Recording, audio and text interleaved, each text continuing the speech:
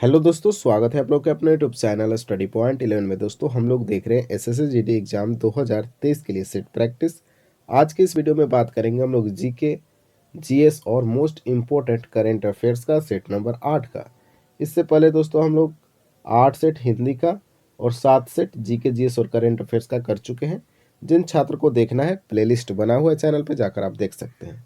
PDF आपको लेने में परेशानी होती है दोस्तों, तो वीडियो के डिस्क्रिप्शन में आपको लिंक मिलता है टेलीग्राम चैनल का, वहाँ से डायरेक्ट आप जुड़ सकते हैं और वहाँ सारा पीडीएफ आपको मिल जाएगा। बात करें दोस्तों पिछले टेस्ट के टॉप स्कोरर का, तो मंतोष कुमार, जिन्होंने कुल 19 प्रश्न दोस्तों, यानी 20 प्रश्न में 19 प्रश्न इन्होंने सही करके टॉप किया है पिछले टेस्ट का। और दूसरे स्थान पर रहे हैं अजहर अली, इनके कुल दोस्त 18 प्रश्न सही हुए हैं। और तीसरे स्थान पर रहे आशीष, जिनका 17 प्रश्न सही हुए हैं।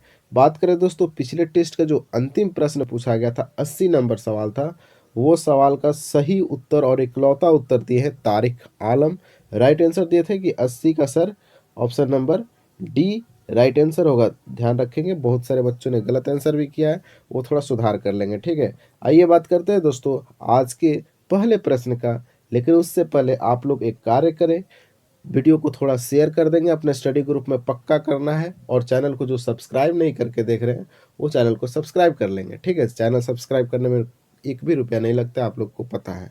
तो चलिए देखते हैं आज का पहला प्रश्न। आपके स्क्रीन पे पहला सवाल है, विधान परिषद के सदस्य के लिए न्यूनतम आयु क्या होनी चाहिए। हर एक प्रश्न के उत्तर करने के लिए आपको मैं 5 सेकंड दूंगा, जिसमें आप कॉपी पर या फिर कमेंट बॉक्स में उत्तर करते चलेंगे, ठीक। आइए बात करते हैं अब इस प्रश्न के बारे में। और वीडियो जब समाप्त होता है तो आप लोग अपना स्कोर जरूर शेयर करें दोस्तों, ठीक है। तो विधान परिषद के सदस्य के लिए न्यूनतम आयु 30 वर्ष होती है। याद रखेंगे, ऑप्शन नंबर बी इस प्रश्न का राइट आंसर होगा दोस्तों। अब विधान परिषद का जैसे 30 वर्ष होता है, वैसे आपसे लोकसभा सदस्य का न्यूनतम आयु पूछ सकता है, राज्यसभा का सदस्य क्या न्यूनतम आयु पूछ सकता है दोस्तों। तो याद रखेंगे, लोकसभा अगर आपसे पूछता है तो 25 वर्ष और राज्यसभा पूछता है तो 30 वर्ष न्यूनतम आयु होता है, ये आपको ध्यान में रखना है। अब आइए विधान परिषद के बारे में थोड़ा सा बात करते हैं। विधान परिषद दोस्तों, राज्य विधानमंडल का इसे द्वितीय सदन माना जाता है विधान परिषद को, ठीक। और इसको उच्च सदन भी बोला जाता है। और विधानसभा जो होता है दोस्तों, उसकी उम्र सीमा क्या होती है, 25 वर्ष न्यूनतम होती है, ये भी आपको ध्यान में रखना है। अब बात करते हैं कि जो ये विधान परिषद है, यह किन किन राज्यों में लागू है। तो याद रखेंगे, पूरे भारतवर्ष में 6 राज्यों में विधान परिषद को लागू किया गया है। और यहाँ से प्रश्न हमेशा पेपर में पूछा जाता है दोस्तों। तो याद रखेंगे, पहला उत्तर प्रदेश, यूपी, दूसरा पर आ जाएगा आपका बिहार, तीसरे नंबर पे महाराष्ट्र यानी एमएच, याद रखेंगे, चौथे पे कर्नाटक, पांचवा पे तेलंगाना और छठा पे आंध्र प्रदेश। ये 6 राज्य जो है, इन्हीं 6 राज्यों में विधान परिषद मौजूद है, आप लोग ध्यान में रखेंगे, ठीक है। अब आइए बात करते हैं दोस्तों अगले सवाल का। सवाल है, भारत की संघीय व्यवस्था में समवर्ती सूची का विचार लिया गया है। यानी भारत की जो संघीय व्यवस्था है, उसमें समवर्ती सूची का विचार किस देश से लिया गया है। मैंने पिछले सेट में भी इस प्रश्न का डिस्कस कर चुके हैं दोस्तों। आशा करते हैं आप सभी का प्रश्न यह सही होगा। तो इस प्रश्न का सही उत्तर दोस्तों ऑप्शन नंबर सी, ऑस्ट्रेलिया से लिया गया है समवर्ती सूची को। आइए बात करते हैं किस किस देश से क्या क्या लिया गया है। तो आपको मोस्टली याद रखना है अमेरिका के बारे में, क्योंकि अमेरिका से बहुत सारा कुछ संविधान के लिए लिया गया है। जैसे मौलिक अधिकार आपका हो गया, न्यायिक पुनरावलोकन हो गया, संविधान की सर्वोच्चता हो गया, न्यायपालिका की स्वतंत्रता भी आपके अमेरिका से लिया गया है।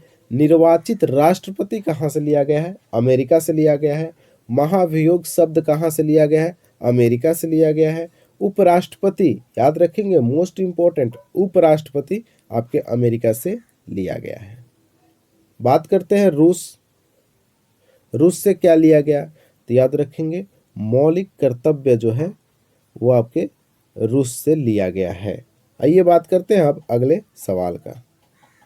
कौन सा बैंक पहले इंपीरियल बैंक ऑफ इंडिया कहलाता था। मोस्ट इंपॉर्टेंट, और यह प्रश्न आपके किसी भी एग्जाम में पूछा जा सकता है। तो कौन सा बैंक पहले इंपीरियल बैंक ऑफ इंडिया के नाम से जाना जाता था। तो अब वो बैंक का नाम क्या हो गया है दोस्तों? SBI। क्या हो गया है नाम? SBI। इसका पहले नाम था इंपीरियल बैंक ऑफ इंडिया। आइए बात करते हैं अब अगले सवाल का। उससे पहले आप लोग के लिए एक अच्छा सा सवाल है कि आप लोग को बताना है कि जो पंजाब नेशनल बैंक है, पंजाब नेशनल बैंक जो है, इसका स्थापना कब हुआ था? आपको कहाँ बताना है? कमेंट बॉक्स में। PNB की स्थापना कब की गई थी? आपको कमेंट बॉक्स में बता देना है। आइए बात करते हैं अब अगले सवाल का। वैद्युत आवेश को भंडारित करने के लिए प्रयुक्त उपकरण को क्या कहते हैं? ऑप्शन ए प्रेरक, संधारित्र, परिणाम मित्र या फिर ट्रांजिस्टर। तो 24 नंबर सवाल का राइट आंसर दोस्तों होगा ऑप्शन नंबर बी, संधारित्र उसको बोलते हैं जो वैद्युत आवेश को भंडारित करने के लिए प्रयुक्त उपकरण है, उसको क्या बोलते हैं? संधारित्र बोलते हैं। आपको ध्यान में रखना है। आइए बात करते हैं अब अगले सवाल का। तराइन के द्वितीय युद्ध के पश्चात तुर्की शासन के अंतर्गत जो क्षेत्र हस्तांतरित हो गया वह कौन सा क्षेत्र था? तो दोस्तों जब तराइन का द्वितीय युद्ध हुआ था उसके बाद तुर्की शासन के अंतर्गत कुछ क्षेत्र को हस्तांतरित किया गया, और वो क्षेत्र कौन कौन था? तो आपका दिल्ली था और पूर्वी राजस्थान था। तो इस प्रश्न का right answer option number D हो जाएगा, ए और बी दोनों, यानी दिल्ली और पूर्वी राजस्थान जो है तराइन के द्वितीय युद्ध के बाद तुर्की शासन के अंतर्गत आ गया था। याद रखेंगे, दिल्ली और पूर्वी राजस्थान। समझ में आया?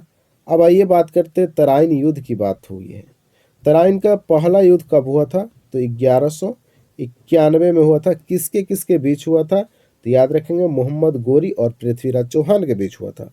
और इसमें जीता कौन? तो पृथ्वीराज चौहान जीत गए थे दोस्तों। 1191 का जो तराइन का प्रथम युद्ध हुआ था।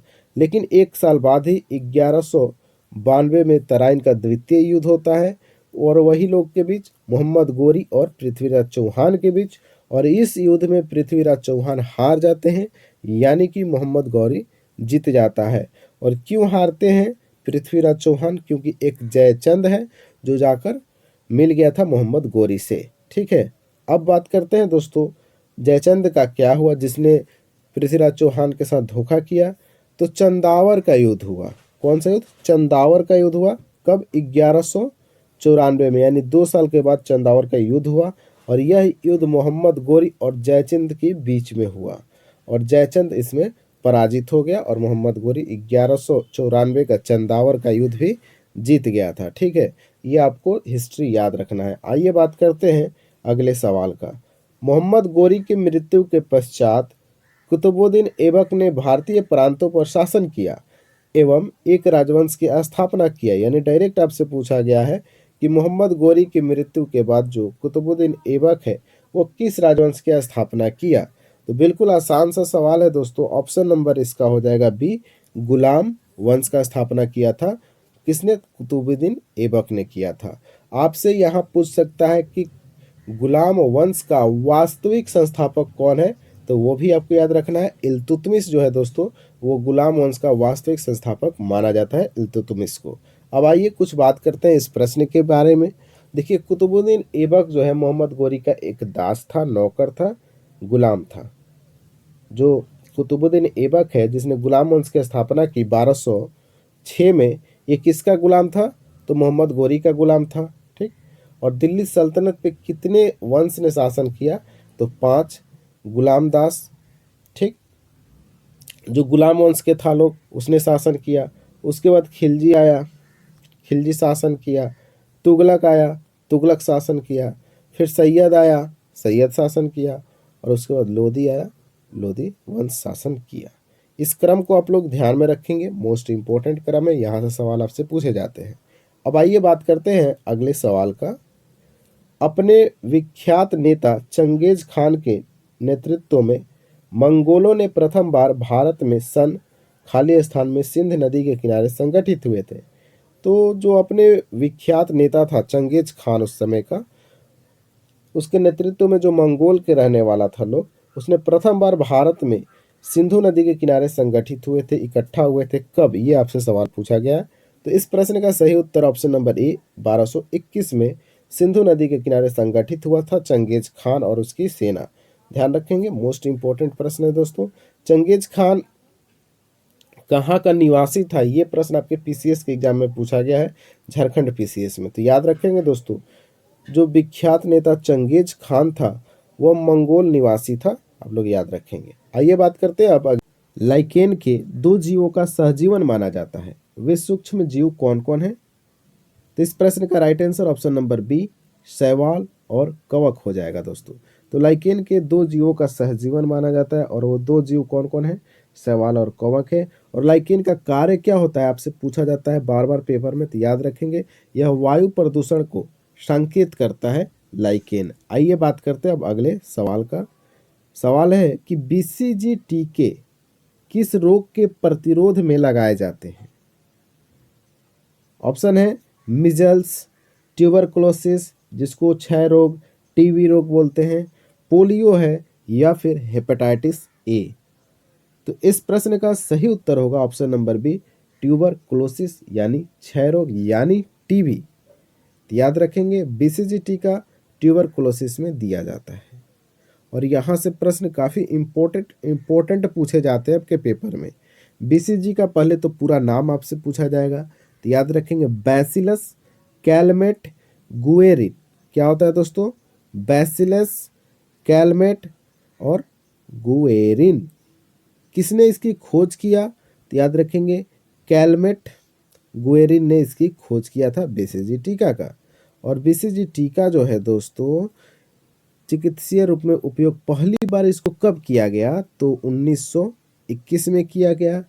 और WHO जो है दोस्तों, वर्ल्ड हेल्थ ऑर्गेनाइजेशन, इसने 2014 में भारत को पोलियो मुक्त घोषित कर दिया है। ये भी आपको ध्यान में रखना है, भारत 2014 में पोलियो मुक्त घोषित हो गया। आइए बात करते हैं अब अगले सवाल का। पौधे किस विधि से भोजन का निर्माण करते हैं? दोस्तों प्रकाश संश्लेषण इसका राइट आंसर हो जाएगा। तो पौधे प्रकाश संश्लेषण के मदद से भोजन अपना तैयार कर लेते हैं, आपको ध्यान में रखना है दोस्तों। प्रकाश संश्लेषण से लगातार पेपर में सवाल आपसे पूछे जाते हैं और एक ही प्रश्न को बार बार रिपीट किया जाता है, और वो प्रश्न ये होते हैं दोस्तों कि प्रकाश संश्लेषण क्रिया केवल हरे पौधों में होता है, आपको ध्यान रखना है, ठीक। और ये जो प्रकाश संश्लेषण क्रिया होता है, इसमें प्रकाशीय ऊर्जा जो होता है उसको रासायनिक ऊर्जा में परिवर्तित करता है हमारा पेड़ पौधा। प्रकाश संश्लेषण क्रिया द्वारा पौधा जो है CO2 लेता है और क्या देता है हमको? O2 देता है, यानी ऑक्सीजन देता है। कार्बन डाइऑक्साइड को ग्रहण करेगा और ऑक्सीजन हमको दे देता है पेड़ पौधा। पौधे के हरे पत्तियों में क्लोरोफिल मौजूद होता है। पौधों के हरे पत्तियों में क्लोरोफिल नामक तत्व मौजूद होता है। और आपसे सवाल है कि क्लोरोफिल के केंद्र में कौन सा तत्व मौजूद होता है, आपको कहाँ बताना है? कमेंट बॉक्स में। अब आइए देखते हैं अगला सवाल। सवाल है दोस्तों, गुर्दे निम्नलिखित में से किसके द्वारा पीएच संतुलन बनाए रखने में मदद कर रहे हैं? गुर्दा यानी दोस्तों किडनी के बारे में पूछा गया है। तो इस सवाल का दोस्तों राइट आंसर होगा ऑप्शन नंबर ए, रक्त से हाइड्रोजन आयन को निकालकर गुर्दा जो है दोस्तों पीएच संतुलन बनाए रखने में मदद करता है। और यहाँ से आपको ये भी याद रखना है कि गुर्दा जो है पीएच को संतुलित रखता है। कैसे रखता है दोस्तों? तो रक्त से जो हाइड्रोजन आयन होता है, मिला हुआ हाइड्रोजन है, उसको बाहर निकालता है कौन? गुर्दा। आइए बात करते हैं अब अगले सवाल का। वाटर पोलो में हर टीम में खिलाड़ियों की संख्या होती है। मोस्ट इम्पोर्टेंट टॉपिक है दोस्तों, खेल और खिलाड़ी से कितने खिलाड़ी इस खेल में जुड़े हुए, ऐसा प्रश्न आपसे पेपर में पूछा जा सकता है। तो वाटर पोलो में हर टीम में खिलाड़ियों की संख्या होती है दोस्तों, याद रखेंगे 7, right answer option number A. आइए कुछ खेल के बारे में जानते हैं, जैसे क्रिकेट में 11 प्लेयर होते हैं, कबड्डी में 7 प्लेयर खेलते हैं, खो खो 9 प्लेयर खेलते हैं। और बात करें पोलो, तो अभी मैंने बता दिया, वाटर पोलो मैंने बताया था ना। पोलो में ध्यान रखेंगे 4 होते हैं। और बेसबॉल एक खेल है जिसमें होता है 9, बास्केटबॉल 5 और रग्बी फुटबॉल 15 और सिंपल फुटबॉल पूछे तो उसमें भी आप क्या बोलेंगे 11। आइए बात करते हैं अब अगले सवाल का। पूर्वी तटीय मैदान का एक अन्य नाम क्या है? जो पूर्वी तटीय मैदान है भारत में, उसका एक अन्य नाम क्या है? तो आप बोलेंगे सर उसका तो कोरोमंडल तटीय मैदान नाम है। तो इसका राइट आंसर क्या हो जाएगा? ऑप्शन नंबर सी, कोरोमंडल तटीय मैदान पूर्वी तटीय मैदान का एक अन्य नाम है। आइए बात करते हैं अब अगले सवाल का। सवाल है दोस्तों, निम्नोक्त में से कौन सा राजस्थान का मरुस्थलीय जिला नहीं है? यानी कौन सा राजस्थान का जिला है जिसको मरुस्थलीय जिला नहीं बोलते, वहां मरुस्थल पाया ही नहीं जाता है? तो इस प्रश्न का दोस्तों राइट आंसर होगा ऑप्शन नंबर ए, कोटा जो जिला है वहां मरुस्थल नहीं पाया जाता है। और यह कोटा किस नदी के किनारे है, यह प्रश्न पूछा जाता है, याद रखेंगे। चंबल नदी के किनारे कोटा स्थित है। जैसलमेर, आइए जैसलमेर के बारे में थोड़ा सा जानते हैं। यह जो है भारत का सबसे गर्म जिला है, सबसे गर्म जिला जैसलमेर है, याद रखेंगे। जैसलमेर में ही पोखरण परमाणु परीक्षण केंद्र स्थित है और जैसलमेर को स्वर्ण नगरी के नाम से जाना जाता है, याद रखेंगे। तो जैसलमेर राजस्थान का जो जिला है मोस्ट इंपोर्टेंट है आपके एग्जाम के लिए। आइए बात करते हैं अगले सवाल का। निम्नलिखित में से वह पर्वत श्रेणी कौन सी है जो भारत में सबसे पुरानी है? तो भारत की सबसे पुरानी पर्वत श्रेणी की बात करें दोस्तों तो वह है अरावली पर्वत श्रेणी। Right answer option number C हो जाएगा। भारत का नवीनतम अगर आपसे पूछता है दोस्तों तो शिवालिक श्रेणी बताना है। अगर नया पूछे पर्वत श्रेणी तो कौन सा हो जाएगा? शिवालिक हो जाएगा उसका राइट आंसर। और हिमालय पर्वत जो है दोस्तों ऑप्शन नंबर ए में दिख रहा है, यह एक वलित पर्वत है, यानी मुड़दार पर्वत है, मुड़ा मुड़ा सा पर्वत दिखेगा आपको हिमालय पर्वत। इस बात को भी आप लोग थोड़ा दिमाग में रखने की कोशिश करेंगे। आइए बात करते हैं अब अगले सवाल का। गांधी जी के राजनीतिक गुरु कौन थे? ये प्रश्न आप बचपन से पढ़ते आ रहे हैं दोस्तों और आज भी पढ़ना पड़ रहा है, तो खुशी की बात है, लेकिन ये भी देखना है कि सारे बच्चे इस प्रश्न का सही उत्तर देके एग्जाम में निकल जाएंगे। तो गांधी जी के राजनीतिक गुरु थे दोस्तों गोपाल कृष्ण गोखले, याद रखेंगे। Right answer option number D हो जाएगा। और यहाँ से कुछ इंपॉर्टेंट फैक्ट जानते हैं।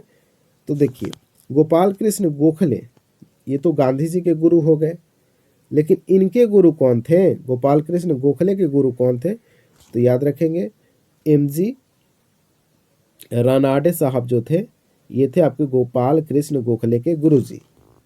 विनोबा भावे जो थे वो महात्मा गांधी को अपना गुरु मानते थे। विनोबा भावे जो है वो महात्मा गांधी को अपना गुरु मानते थे, ये भी आपको ध्यान में रखना है। आइए बात करते हैं अब अगले सवाल का।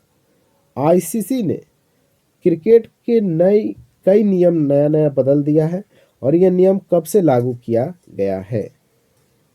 तो इस प्रश्न का दोस्तों सही उत्तर होगा 37 का right answer option number A, 1 अक्टूबर 2022 से नया नियम लागू हो गया है। आईसीसी के द्वारा नियम बदले गए थे और वह नियम 1 अक्टूबर 2022 से लागू कर दिया गया है। आइए बात करते हैं अब अगले सवाल का। नवंबर 2022 में सुल्तान अजलन शाह कप 2022 का आयोजन मलेशिया के किस शहर में किया गया है? ऑप्शन है कुआलालंपुर, पेनांग, इपोह, जोहार, बहरू। तो इस प्रश्न का दोस्तों सही उत्तर होगा इपोह में आयोजित किया गया सुल्तान अजलन शाह कप 2022। आइए बात करते हैं अब अगले सवाल का। किस यूरोपीय देश ने गोल्डन पासपोर्ट योजना को समाप्त कर दिया है? यानी पहले वहाँ गोल्डन पासपोर्ट दिया जाता है जो भी वीआईपी लोग रहते थे, अब वह गोल्डन पासपोर्ट को समाप्त कर दिया है बुल्गारिया देश में। ठीक है, तो गोल्डन पासपोर्ट अब बुल्गारिया में नहीं दिया जाएगा, इस बात को आप लोग ध्यान में रखेंगे और यह प्रश्न आपके लिए इम्पोर्टेंट है। सरकार ने किस पोर्टल को one nation one ration card योजना के साथ एकीकृत करने की घोषणा की है? इस सवाल का उत्तर आप देंगे कहाँ? कमेंट बॉक्स में। ठीक है, इस सवाल का कमेंट बॉक्स में आपको उत्तर देना है दोस्तों। और मैं इस प्रश्न को आपको कम्युनिटी टैब जो होता है चैनल पे, जहां आप पोल कर सकते हैं, वोट कर सकते हैं दोस्तों, उस वोट करने के बाद आपको कमेंट बॉक्स में उत्तर भी लिख देना है। तो चलिए दोस्तों, इस वीडियो को यहीं समाप्त करते हैं। वीडियो को थोड़ा शेयर कर देंगे अपने दोस्तों के बीच, और जो भी चैनल को सब्सक्राइब नहीं किए हैं दोस्तों, क्योंकि मैं देख रहा हूँ 40% सब्सक्राइब किए हुए बच्चे देखते हैं और 60% बिना सब्सक्राइब वाले बच्चे देखते हैं। तो आपको भी सब्सक्राइब कर लेना है ठीक है, उतना ही आसान है जितना फेसबुक में फ्रेंड रिक्वेस्ट भेजना आसान है। ठीक है, यहाँ तो मैं बस एक चैनल की बात कर रहा हूँ, तो आप लोग अनेकों फ्रेंड रिक्वेस्ट भेज देते हैं और इंतजार भी करते हैं कि एक्सेप्ट कर ले, एक्सेप्ट कब होगा, एक्सेप्ट कब होगा। ठीक है, तो आपको यहाँ बस एक रेड वाला बटन पे क्लिक कर देना, सब्सक्राइब हो जाएगा और बेल आइकन को जरूर दबा लीजिएगा। ठीक है, क्योंकि जब भी मैं वीडियो अपलोड करूँगा आपको नोटिफिकेशन मिल जाएगा। तो चलिए कमेंट बॉक्स में जय हिंद लिखेंगे और वीडियो को समाप्त करेंगे दोस्तों। जय हिंद, जय भारत।